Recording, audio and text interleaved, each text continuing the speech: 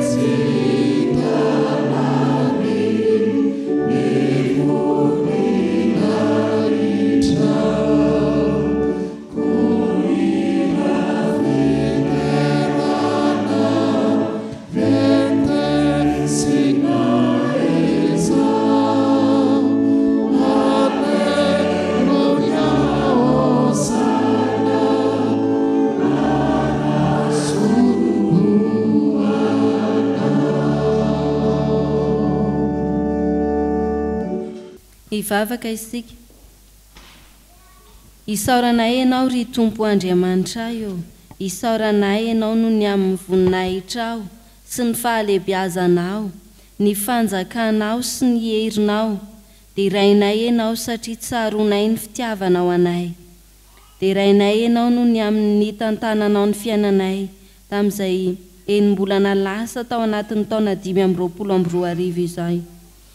Isaoranay ianao ihany koa ny amin'izao volana fahafito indray omenao anay izao. Dia rainay ianao no ny amin'izay nandaminanao ny fiainanay rehetra sy hiahinao anay amin'ny lafim-piainanay manontolo.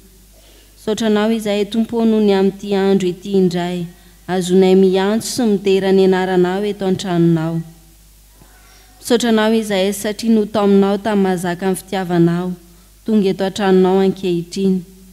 Metezenao Tompo Andriamanitra io, anatrika anay amin'ny alalan'ny fanahy masina ao anatin'izao fanompom-pivavahana tanterahanay izao. Raisoa antra kasitrahanao irery ihany zany rehetra zany, fa tianay atao voninahitry ny anaranao.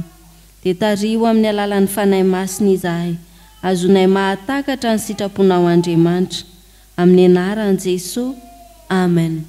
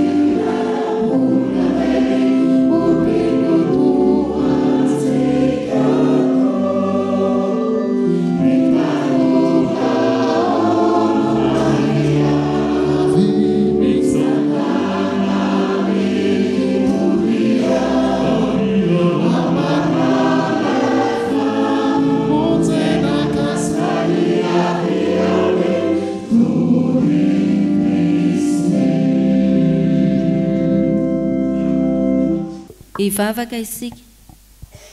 Jesosy indreto ny ankizy sy ny tanora vonina iaino ny teninao, dia tario amin'ny alalan'ny fanahy masina mba azon'ny mahatakatra izay tianao Andriamanitra ampitaina ary meteza hiasa amin'ny alalan'ny fanahy masina ianao. Amin'ny anaran'i Jesosy, amen. Ny tenin'Andriamanitra izay atolotra ho anareo amin'ity andro anio ity dia ny Petera voalohany. Petera voalohany toko 2 ny 4:20. Petera voalohany toko 2 ny 4:20. Amin'ny anaran'i Jesosy, ary izy nitondra ny fahotantsika tamin'ny tenany teo ambonin'ny hazo, mba ho fatiny amin'ny ota isika, fa ho velona ny amin'ny fahamarinana, ary nidiakapoka taminy no nahasitranana anareo. Amen. Nisy mpitory ny filazantsara anankiray hony tamin'izany fotoana, tena mafana fo ary tena nahavita ny asa tamin'ny fifaliana, tamin'ny fitiavana, tena nahatory tokoa ny filazantsara. Fa tamin'ny fotoana anankiray dia avy Satana nanantona azy, tondra lista lava be mihitsy. Dia hoy Satana hoe, ianao izay mba miseho mitory ny filazantsara io, inona koa moa ianao io? Reto avy ny faharatsianao sy ny fahotanao, ireto avy ny fahalemenao. Tsy mendrika izany mampitory ny filazantsara anao izany ianao. Dia navoaka ny lista dia hoy izy hoe, ianao dia préare, ianao mbola mandainga ihany indraindray, ianao manao an'izao manao an'izao. Dia nitany sainy teo, lava dia lava ny lista. Dia hoy izy le mpitory ny filazantsara hoe, oka aloha misy adinonao. Dia inona ny adiniko? Hoy Satana. Dia soraty ara ozy.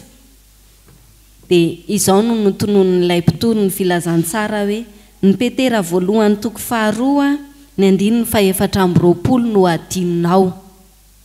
Dia nianahana kely Satana dia nitoizan'ilay izy hoe, ary izy nitondra ny fahotantsika tamin'ny tenany teo ambonin'ny hazo, mba ho fatiny amin'ny ota isika, fa ho velona ny amin'ny fahamarinana, ary nidiakapoka taminy no nanasitranana anareo.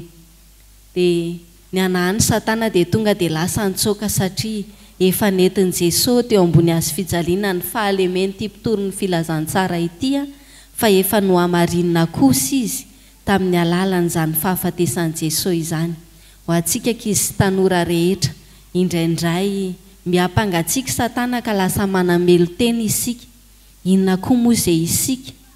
Olona mbola manam-pahalemena ihany, manam-paharatsiana ihany, mbola mety lava ao anatin'ny fahotana ihany, fa ny tokony ho tsarovantsika mandrakariva ireny rehetra ireny efa nentin'i Jesosy teo ambony hazo fijaliana, ka dia efa no hamarinina isika ary dia velona ny amin'ny fahamarinana noho izany isika rehetra. Dia ho feno fifaliana sy fiadanana ny fiainantsika eo am-panarahan-dian'i Jesosy, satria efa velona ao amin'ny fahamarinana isika. An'Andriamanitra irelo ny voninahitra. Amen. Ivavaka isika. Jesosy misaotra anao izahay fa ianao tokoa kay no manamarina anay na dia manam-pahalemena ary izahay na dia mbola manota ihany azy izahay. Misaotra anao izahay satria nanaiko fato no ny amin'ny fahotanay ianao mba hanamarinana ao anay. Dia raisinay izany famonjena avy aminao izany ary dia hiaina ny fifaliana izahay. Misaotra Jesosy. Amen.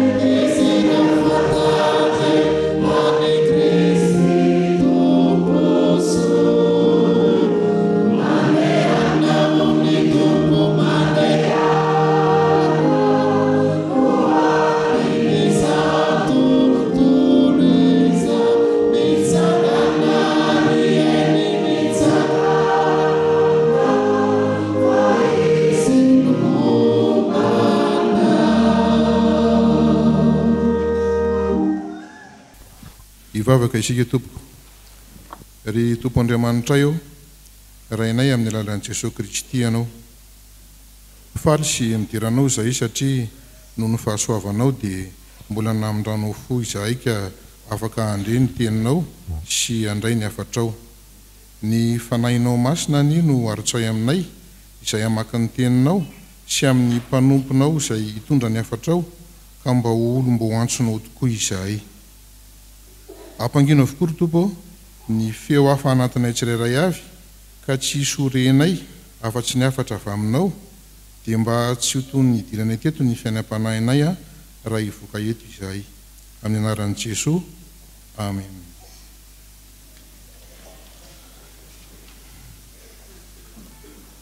Iaraka hamaky sy hiain'ny soratra masina isika ao amin'ny fanekena taloha bokin'i Isaia toko fa 5 andiny voalohany ka hatramin'ny 7.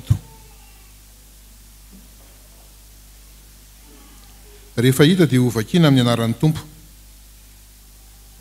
Izao no lazain'i Jehovah amin'ny voaosiny dia Kirosy izay notantanako tamin'ny tanàna ankavanana mba andreseko firenena eo anoloany sy hamahako ny fehikibon'ny mpanjaka mba hamohako varavarana eo anoloany ka tsy rindrina intsony no vavahady. Androso eo anoloanao ary andravina ny mikitoatoana sy anorotoro ny varavarana varahina ary anapatapaka ny hidy vy. Dia ombeko anao ny rakitra ao amin'ny maizina sy ny arenana fiainana ao amin'ny mangingina mba ahafantaranao fa izao ny Jehovah izay miantso anao amin'ny anaranao dia Andriamanitry ny Israely. Noho ny amin'ny Jakoba mpanompoka sy Israely voafidiko no niantsoko anao tamin'ny anaranao sy nanomezako anarana malaza ho anao na dia tsy nahafantatray azy ianao. Izao ny Jehovah fa tsy misy hafa, tsy misy Andriamanitra fa tsy izao. Izao efa nampisikina anao kanefa tsy nahafantatray ianao. Mba ahafantarana hatrany amin'ny fimposahan'ny masoandro ka hatrany amin'ny filetehany fa tsy misy hafa tsy izao. Izao Jehovah fa tsy misy hafa. Dia izao izay mamorona ny mazava sy mahary ny maizina, manao ny fiadanana sy mahary ny loza. Izao Jehovah no manao izany rehetra izany.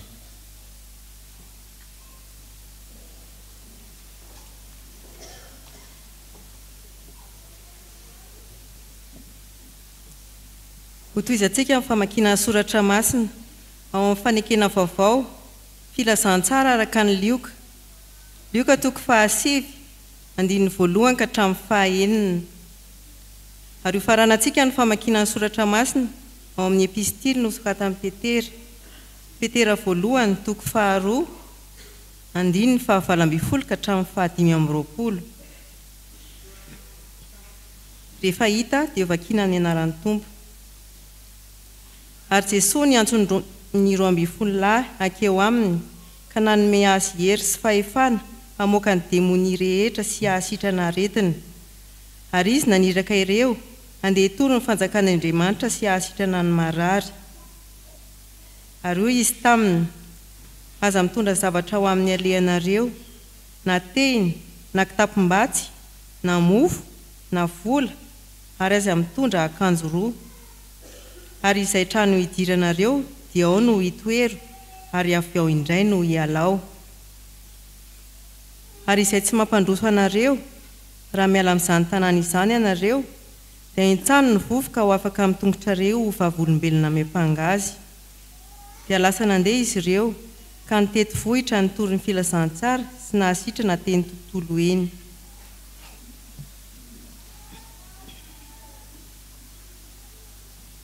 Ianareo mpanompo, manekeny tomponareo amin'ny fahatahorana rehetra, tsy ny tsara sy ny malemy fanahy ihany, fa ny saro-po koa. Fa izao no ankasitrahana, raha misy olona mitondra lahelo ka mandefitra ny tsy marina noho ny fieritreretana ny amin'Andriamanitra. Fa inona ny laza raha tahiny kapohana noho ny fahatsoana ianareo ka mandefitra amin'izany? Fa raha tahiny manao soa kosa ianareo ka mitondra fahoriana sy mandefitra, dia izany no sitrak'Andriamanitra. Fa ho amin'izany no niantsoana anareo, fa Kristy aza efa nijaly hamonjy anareo ka namela fianarana ho anareo mba hanarahanareo ny diany, izay tsy nanota akory sady tsy nisy fitaka teo am-bavany. Raha nitevatevaina izy dia tsy mba nanevateva, raha nijaly dia tsy nandraona, fa nanolotra ny ady no amin'ny fitsara marina. Ary izy nitondra ny fahotantsika tamin'ny tenany teo ambonin'ny hazo, mba ho fatiny amin'ny ota isika, fa ho velona ny amin'ny fahamarinana. Ary nidiakapoka taminy nahasitranana anareo.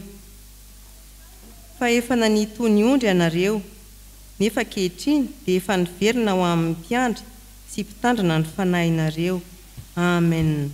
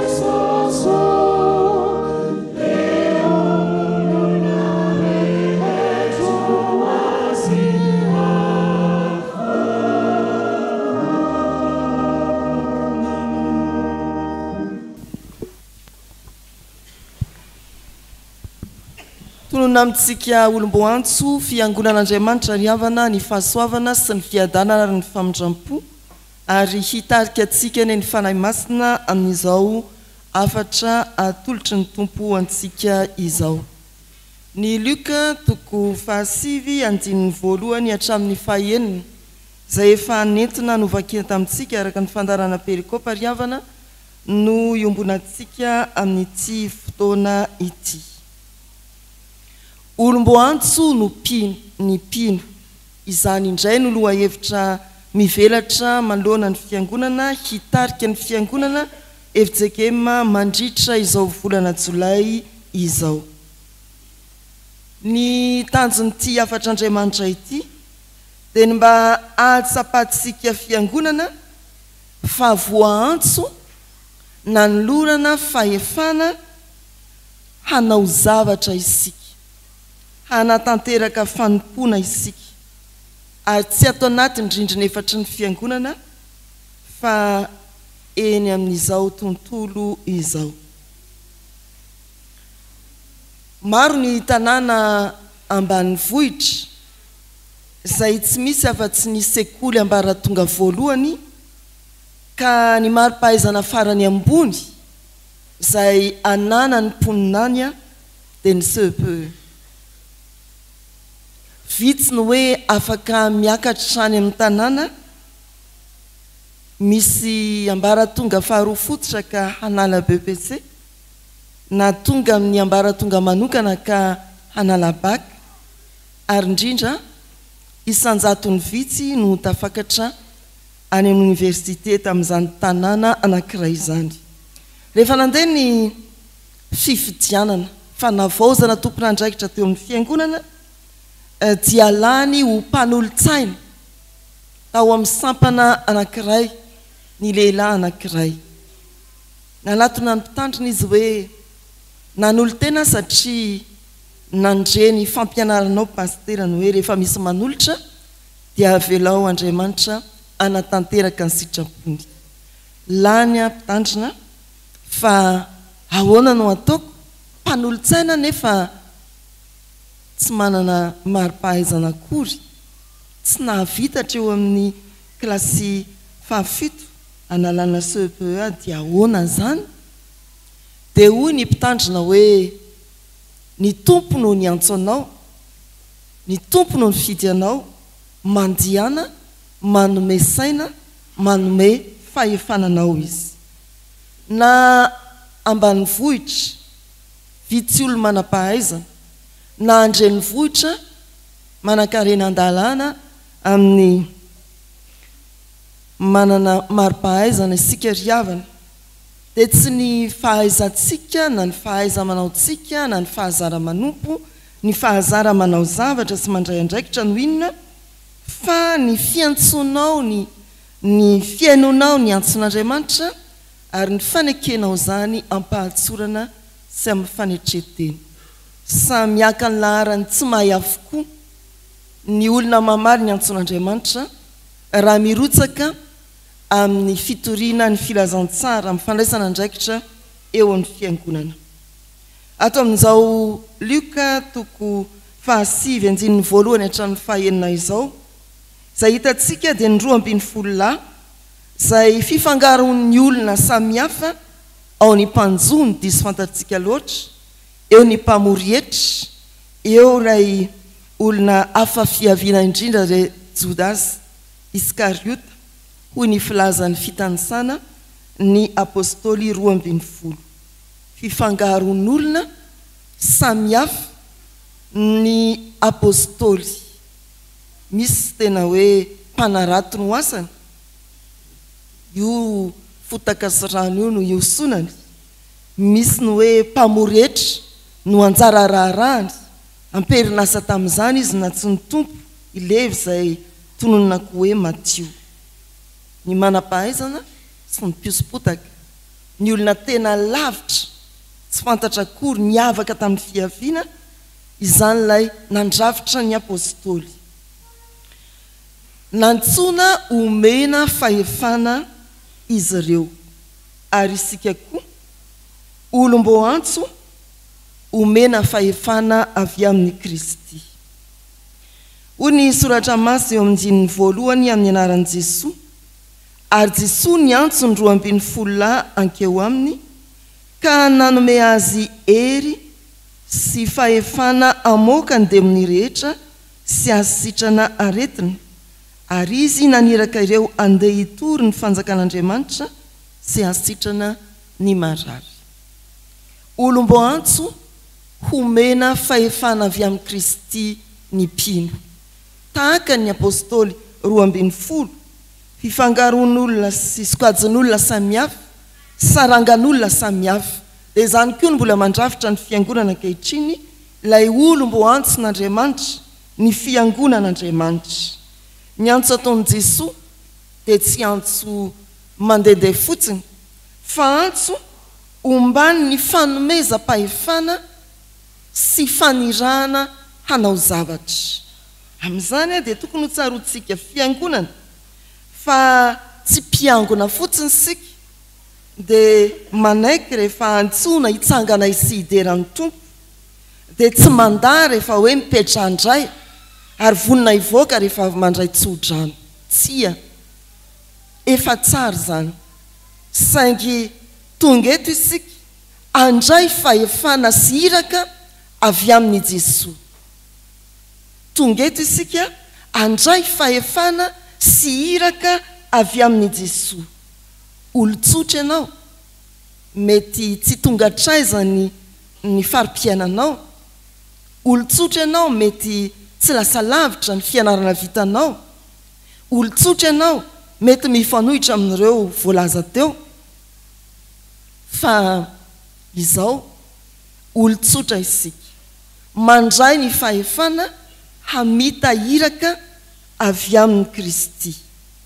Dia izao ny fiainam-piangonana misy lisitra lavabe tsy 12 fa 12 mihoatra ao ambadika ao. Fanandrify amin'ny dekona mpiandraikitra azy tsiraray avy ny kristianina eto amin'ity fiangonana ity. Misy voasoratra anarana ihany angamba mety hoe tao anatin'ny 3 taona tsy mbola teto amin'ny W ny fiangonana izy. Misy voasoratra anarana isan'ny fiangonana fa manonona ny tenany hoe izay mpiangona tsotra. Misy efa nametrahan-tanana teo amin'ny batisy, teo amin'ny nandraisana azy ho mpandray, teo amin'ny nanokanana azy ho dekona na olo-olona, teo amin'ny nametrahana azy ho tompon'andraikitra amin'ny sampana, fa tavela teo ihany. Naman'ilay miditra sy mivoaka eto amin'ny fiangonana misy aza tsy tonga mivavaka intsony. Fa misy koa izay olona tonga eto amin'ny fiangonana miasa satria voafidy fa mifidifidy asa. Fa ny tsara indrindra izay taratra amin'ny fiangonana koa dia ny hoe indro misy olon-tsotra nanaiky andray ny fahefana sy ny irak'Andriamanitra, namaly ny antson'Andriamanitra amin'ny fanetretena ary mahatojo ny iraka nampanaovan'Andriamanitra azy tsy atao anaty indrindra-efatry ny fiangonana fotsiny fa nandeha eny tontolo eny. Ry havana malala, amin'izao volana Jolay izao dia anakoako manerana ny FJKM ny filazana hoe olombo antso isika fiangonana. Olombo antso ny mpino, manaiky olombo antso andray ny fahefana avy amin'ny Kristy ve ianao ary andray ny iraka izay tonony aminao. Ny iraka eto dia ny hoe hitory ny filazantsara sy hanasitrana marary, mba ho teny feno fanasitranana fo marary, fo maratra no aloky ny vavantsika amin'ny mpiarabenina amintsika, amin'ny mpiara-manompo amintsika. Efa iraka lehibe zany eto amin'ity tany, feno fahoriana, fahavoazana, makarary fo ny ray-tanindrazana ity. Ny andiny ny 7 hatramin'ny 5 ry havana no ahitantsika koa ny hoe olombo antso hiankina tanteraka amin'Andriamanitra isika. Olombo antso hiankina tanteraka amin'Andriamanitra isika. Voasoratra hoe amin'ny anaran'ny Tompo, ary hoy izy taminy, aza mitondra zavatra ho amin'ny alehanareo na tena na kitapom-batsy na mofo na vola, ary aza misy mitondra akanjo roa, izay trano hidiranareo dia ao no hitoero ary avy ao indray no hialao. ary izay tsy mampandroso anareo raha miala amin'izany tanàna izany ianareo dia ahitsano ny vovoka ho afaka amin'ny tombotrareo ho vavolombelona miapangazy. Iandiny ny fahatelo indrindra ry havana. Jesoa eto dia te hilaza hoe tapao ny fiankinana amin'ny hery sy izay eo ampelatanantsika. Aoka hiankina tanteraka amin'Andriamanitra isika.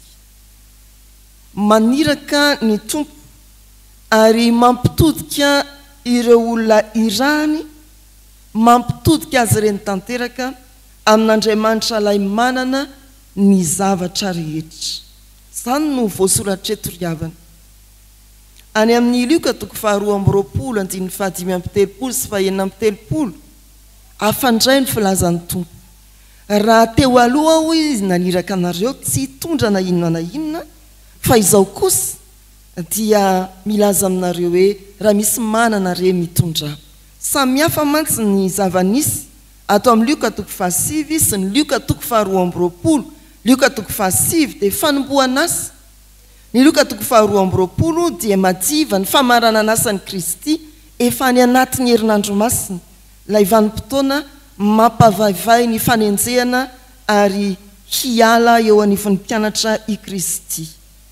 Fa amin'izay voalaza eto amin'ity 5 ry havana dia hanambarana amintsika hoe aoka hiankina tanteraka amin'ny tompo isika rehefa avy nandray ny fahefana ka vonina amita ny iraka izay ampanaovina antsika, ny fitoriana, ny filazantsara, ny fanasitranana, ny marary. Fanontaniana dia hoe raha tsy manana afa-tsy ny mombanao, ny vatanao, ny sainao, ny fanahinao, ny fononao ianao, vitanao ve ny fitoriana, ny filazantsara? Tsy manana baiboly intsony ianao, tsy manana vola intsony ianao, tsy manana inona intsony ianao, mbola hitory filazantsara ve ianao? Diahoana avoainy ao amponao rehetra lay soratra masina ny velomanao sy ny ainanao hatramin'izay aza mitondra tena hoy ny tompo. Sarin'ilay soratra masina mitarika izany efa ao anatin'ny fiangonana ny finoana, ny tenin'Andriamanitra mamokatra izany finoana izany ary mihodina toy ny raha mikoriana mamelona ny fiangonana. Raha izany natanam-polo azysika mandihana efa nandray ny fahefana avy amin'ny Kristy isika hitory ny filazantsara, anasitrana ny marary, miankina tanteraka amin'ny tompo amin'ny famalitsika ny antson'Andriamanitra. Olom-bo antso hiankina tanteraka amin'Andriamanitra isika eo ampamitana ny hiraka izay ampanaoviny.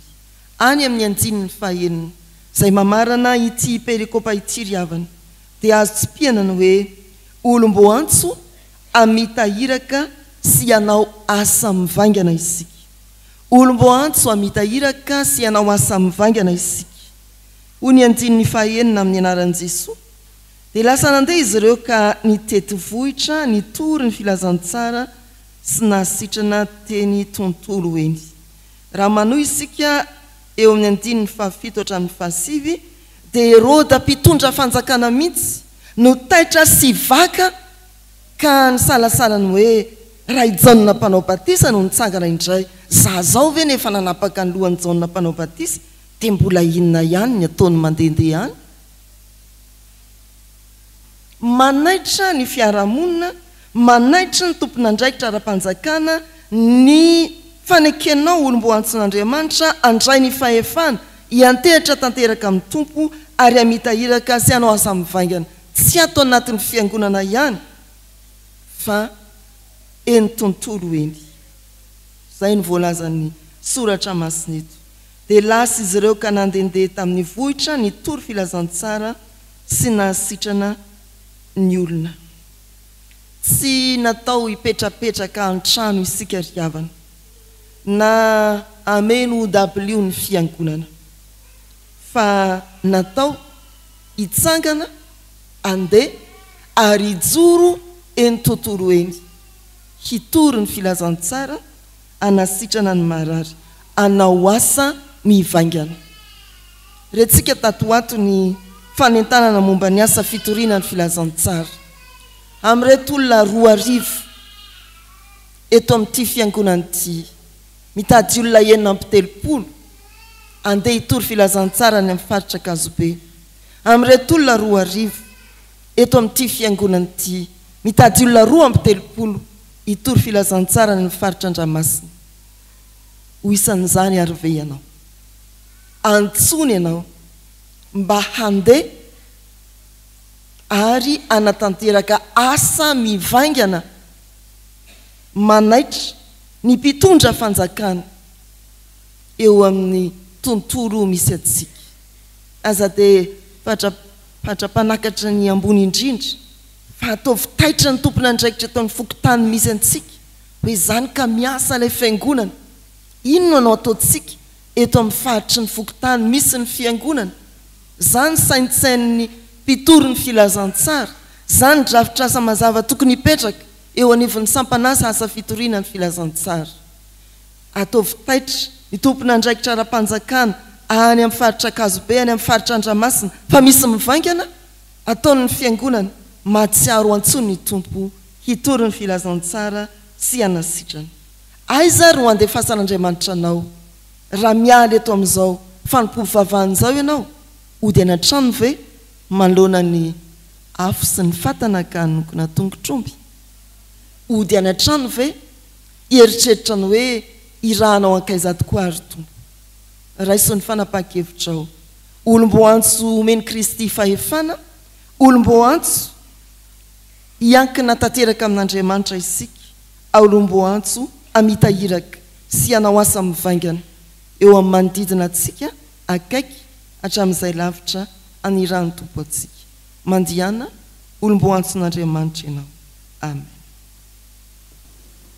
Tompo misaotra anao izay satria isan'izay nantsoinao omenao fahefana hitory ny anaranao anao hiraka manokana eo anivon'ny fiarahamonina metrahanao anay misaotra anao izay satria dia maro samihafa ny olona antsoinao ka isan'ireny izay rehetrareto tompo nampahafantarinao anay fa tsy tokony hiankina amin'ny herin'ny tenanay irery izahay na izay mety ho fanananay fa hiantehitra tanteraka aminao ilay tompo Andriamanitray izay efa niantso sy nifidy anay maniraka anay amin'ny androm-piainanay tompo nantsoinao izahay mba hanao asa mivaingana ho hitantaratra eo anivon'ny fiarahamonina metrahanao anay anaitra ny manodidina anay fa velona ny fiangonanao ary dia miasa ho anao izahay ifonanay tompo fa indraindray izahay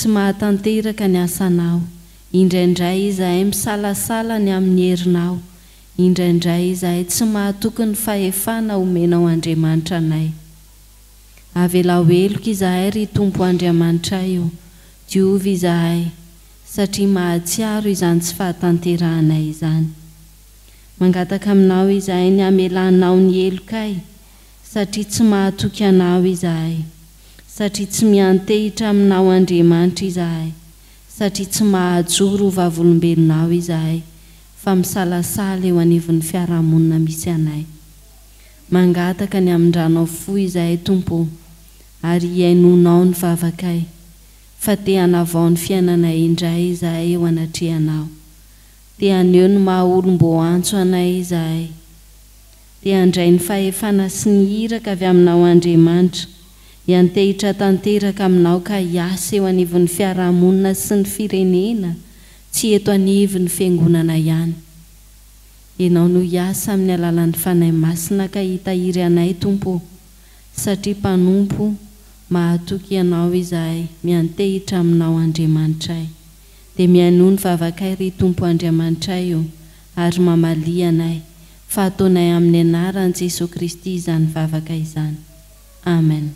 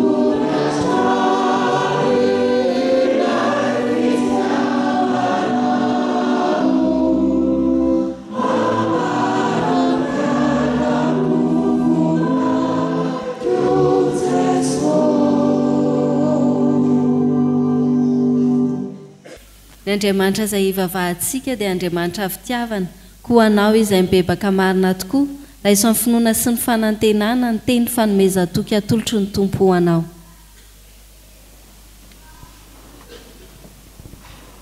Hoy ny tompo, ary izy nitondra ny fahotantsika tamin'ny tenany teo ambonin'ny hazo mba ho fatiny amin'ny ota isika fa ho velona ny amin'ny fahamarinana ary nidiakapoka taminy nanasitranana anareo fa efa nanitony ondry ianareo nefa ankehitriny dia efa niverina ho amin'ny mpiandry sy mpitandrina ny fanahinareo.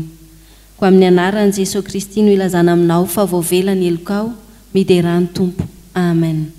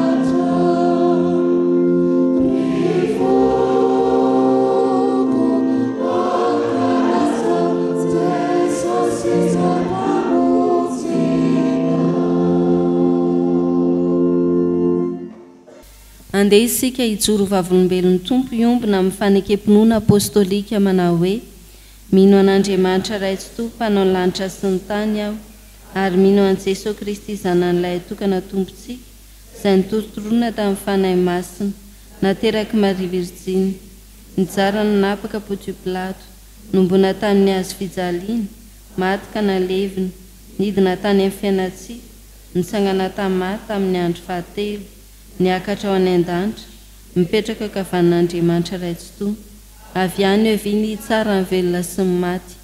Mino ny fanahy masina aho, fiangonana masina manerana izao tolo izao, fiombona ny olona masina, ny famelan-keloka, fitsanganany tena maty, ary ny fiainana mandrakizay. Amen. Hivavaka isika. Tompo misaotra anao izahay, fa fantatray fa miaindro sy mamaly ny vavakay ianao. Misaotra anao izahay tompo noho ny fahatanterahany fanadinana natrehiny zanakay tamin'iny herinandro lasiny, apetraka eo am-pelatananao ny fikarakarana rehetra momba izany, omeo fahatoniana ny mpianatra rehetra sy ny ray aman-dreny. Mangataka aminao izahay tompo, ho an'ny fiainana izao fiangonana izao, ametrahanao anay. Saoranay anao ny amin'ny mpitandrina mianakavy izay apetraka ao, hiasa eo anivon'izao fiangonana izao, hitoro ny filazantsaranao.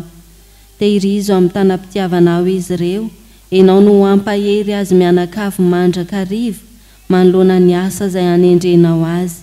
Enao no omba azy hatrany, androtsaka ny fitahinao sy ny fahasoavanao amin'ny fiainan'izy ireo. Kiny am-pelatananao ny asa fitoriana rehetra, enao no ampahomby izany, ary aneo ny voninahitra eo anivon'izao fiangonana izao. Mangataka aminao izahay tompo, ho an'ny tompon'andraikitra rehetra izay efa nantsoinao sy nofidinao eo anivon'izao fiangonana izao. ny birao am-piangonana dia koana sy ny loolona ny birao ny sampana sy ny sampanasa ary ny fikambanana rehetra ireo tompona ndraikitra samy hafa efa nantsoinao sy nofidianao ianao ilay tompony fiantsona no angatahanay omba sy tahiry azy ireo mandrakariva eo ampanatanterahana ny asanao mangataka izahay tompo ny ampaherezanao azy ireo ny amin'izany zara fanompona efa niantsonao izany mangataka aminao izahay tompo ho an'ny kristianina rehetra eo anivon'izao fiangonana izao ianao no omba ny tsirairay avy ianao no hiasa amin'ny alalan'ny fanahy masina mba ahazon'ny fiangonanao mijoro tsara ho vavolombelonao maneho ny voninahitra ao Andriamanitra sy mitoro ny filazantsaranao mangataka aminao izahay tompo ho an'ny fiarahamonina ametrahanao anay tsirairay avy reto ianao no hiasa ao anatinay azonay mijoro ho vavolombelonao fa indrindra hiasa ao anatin'ireny fiarahamonina ireny mba hitaona azy ireo ao aminao Andriamanitra fitaovana ihany izahay tompo hitoro ny filazantsaranao fa ianao no miantso ny olona tsirairay avy ao aminao mangataka aminao izahay ho an'ny fiangonan'i Jesosy Kristy eto Madagasikara joronao eto anivon'ny firenenay indrindra maneran-tany ianao no efa nampijoro izany fiangonana izany ny angatahanay tompo nitarihanao ny kristianina tsirairay avy amin'ny alalan'ny fanahy masina ny mpitandrina tsirairay avy sy ny tompona andraikitra rehetra ianao no ampahery ianao no ampijoro ianao no aneho ny maha-Andriamanitra velona anao eo amin'izay asa fitoriana tanterahan'ny fiangonana ankinina eo am-pelatananao tompo ny fiomanana ho amin'ny sinoda lehibe amin'ny volana aogositra ho avy izao fanahy masina meteza hiasa ianao ka aoka ny sitraponao irery ihany no tanteraka ao anatin'izany rehetra izany mangataka aminao izahay ho an'ny firenenay ifonanay tompo izay mety ho endriky ny fahalemena endriky ny faharatsiana rehetra iainan'ny firenenay ianao no hiasa amin'ny alalan'ny fanahy masina ka handrava izay rehetra tsy ankasitrahanao anolo-tsaina ireo tompona andraikitra rehetra ianao hitarika azy ireo amin'ny alalan'ny fanahy masina mba ahazahoan'ny firenenay miaina amin'ny fifaliana sy ny fiadanana ao aminao Kristy metezenao anjaka feno amin'ity nosinay ity mangataka aminao izahay tompo ho an'ireo namanay sy havanay tsy mba afaka miombina aminay ao anatin'izao fanompoam-pivavahana izao ianao no mahita ny tsirairay avy ianao no hamangy azy ireny izay rehetra tody sy fahasalamana dia ianao no angatahanay hanasitrana azy ireny izay rehetra tojo olana dia ianao no andray an-tanana izany izay rehetra tojo sy fahoriana ianao no ampahery amin'ny alalan'ny fanahy masina mangataka aminao izahay tompo ho an'izao herinandro izao indray hatrehinay ianao hiara-dalana aminay mandrakariva ao anatin'izany herinandro izany ka handrotsaka ny fitahinao sy ny fahasoavanao indrindra ao anatin'izao volana vaovao indray hatrehinay izao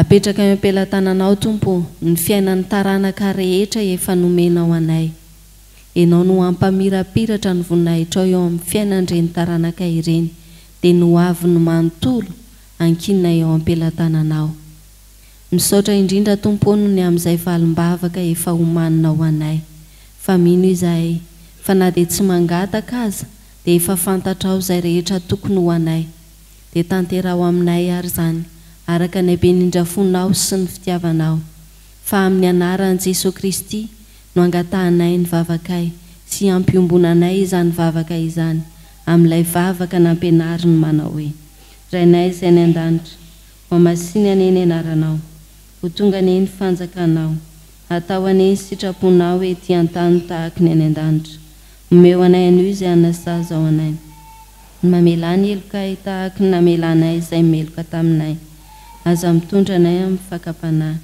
fa manafahanay amin'ny ratsy anao ny fanjakana sy ny hery ary ny voninahitra mandrakizay amen misaorana mpitantsoratra nitondra ny tsara ho fantatra amin'ny asan'ny fiangonana riavana indreto fanentanana vitsivitsy misokatra amin'ity volana jolay ity amin'izao volana jolay izao ny latabatra ao an-tokotany ao amin'ny hoe ray volany adidy mitodika indrindra amintsika mpandraifanasany tompo misoratra anahny eto amin'ny fiangonana lakolosy fampatsiahivana zany amin'izay tokony ataontsika ho fampandrosoana ny asan'Andriamanitra dia anao tsy omby aloha isika riavana andray anjara arak'izay fahafahantsika arak'izay fahefantsika amin'ny fitiavana araka ny soratra masina efa nahely tamintsika mpandraifana an'izany tompo anao hoe izay manome amin'ny fifaliana no ankasitrahan'Andriamanitra. Ny faharoa dia manatitra ny fanentanana ny amin'ny firosotsika amin'ny tafika masina. Ny an'ny fianarantsoa dia efa vita ny fandaminana amin'izany fa iomansika amin'ny tafika masina any amin'ny faritra Ankazobe 20 hatramin'ny 20 Jolay. Handeha ianao efa isaoran'Andriamanitra ny amin'ny fanapahan-kevitrao, mbola misalasala ianao hivavaka ny fiangonana mba handraisanao fanapahan-kevitra araka ny sitrapony amin'izay handiananao na tsy. Ary raha toka tsy mbola ho isan'izay afaka handeha ianao amin'izany daty ny 20 hatramin'ny 20 Jolay izany dia eritreritra sady ny hoe andeha aho fa apetrako amin'ny tompony fotoana mety andianako na ny volana Aogositra na ny tetikasa manaraka momba ny tafika masina riavana. Indreto ary ny miandry antsika. Raha toka afaka mandahatra fotoana ianao amin'ny tompony fotoana ny amin'ny 20 hatramin'ny 20 Jolay dia manasanao mbola hisoratra anarana. Raha mihoatra moa ny mpandeha dia hitantsika eo ny anamboarana ny zavatra rehetra. Raha toka tsy ho isan'izay ho afaka ianao nefa resy lahatra fa voantso anananjara amin'ny fitoriana filazantsara ny fiangonana dia mandefasa fandraisana anjara ho fanohanana izany asa izany. 45,000 ariary na 5,700 no fandaniana ho an'ny olona anankiray izay andeha ary olona 970 no antsoina amin'io tafika masin'io. Ny fiofanana amin'ny tolakandro manomboka amin'ny rora sasany araka ny antso teo amin'ny raharaha teo dia antsoina antsika fiangonana tsy akanavaka mba hanairana ny saintsika ny hoe ay ve zany ny atao hoe tafika masina. Ny famaritana ny tafika masina raha baiboly, ny tantaran'ny tafika masina teto Madagasikara, ny drafitry ny tafika masina mitety varavarana satria moa ny sokajin'ny tafika masina izay ohatrehantsika any amin'ny faritra Ankazobe ary antin'izany dia isy fampiarana sahady mba hitariana ny saintsika riavana. Ny fiofanana dia ravahany tantara vitsivitsy mbola hampieritreritra antsika ihany hoe tena voantso hitory ny filazantsara ny fiangonana. Anomboka amin'ny roa sasany ary farany amin'ny 4 zany raha sitrapon'ny tompo. Tsy maintsy tonga rehefa nisoratra anarana ary ho avy isika mbola misalasala mety ho ao no andrenesanao ny lakolosy faharoa na fahatelo amalinao ny antson'Andriamanitra handray anjara mavitrika amin'ny fitoriana ny filazantsara riavana.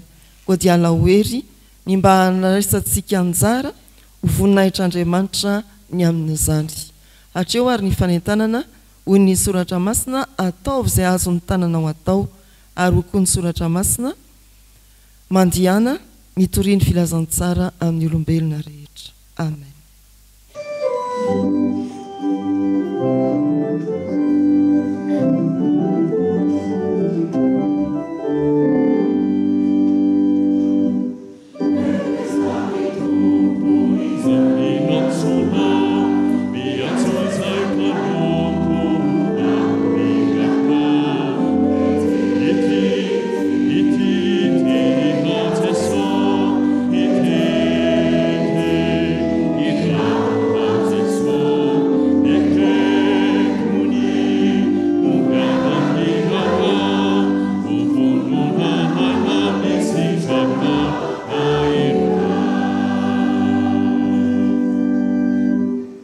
Raisoa amin'ny fankasitrana ny tsodrantronona amin'ny anaran'ny tompo.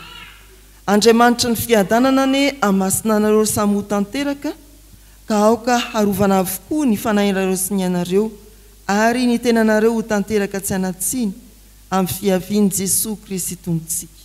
Matoky ilay ny antsonareo, izy hanome fahefana anareo. Amen.